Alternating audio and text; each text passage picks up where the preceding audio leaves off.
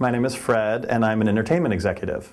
I am the president of the People's Choice Awards. It's a 35-year-old award show, and it honors fan favorites in music, movies, and TV, so it's a lot of fun. I grew up in Kansas, Overland Park, Kansas. I'm a nice Midwestern boy. It was great. I'm the youngest of 7 kids, so I grew up in Kansas in a very big family.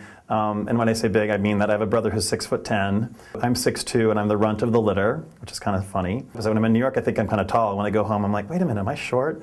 But it was great. I grew up there, and then I went to school in Indiana, and then moved to New York 14 years ago. I wasn't one of those people that was dying to move to New York. That wasn't like my dream. But when it presented itself, I'm like, yeah, I think I could live there. And now, of course, there's no turning back. It's just as easy to go to a Broadway or off-Broadway show here as it is to go to a movie in most other cities. So I make it my business to make sure I try to see everything.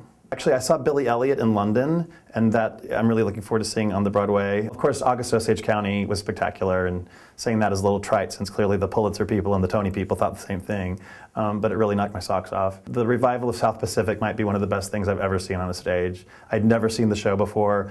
I didn't realize how familiar I was with the music, and even though it was kind of dated, whatever they did, and it was just like, it was flawless. It was absolutely flawless. It was one of those things that, like, this is what musical theater is all about. You feel like certain critics are just that. They're critical, and they don't seem to have a love and passion for what they do anymore.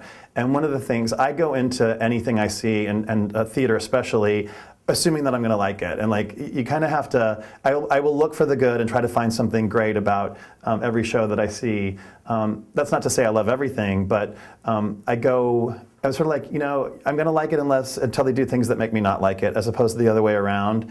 So I think professional critics certainly have their role, and they should be out there. But when it comes to Broadway especially, I think word of mouth and a friend recommendation is more important. And I feel like this is like, this is what I would say to a friend. Like, yes, you should see this, or no, you shouldn't, and here's why.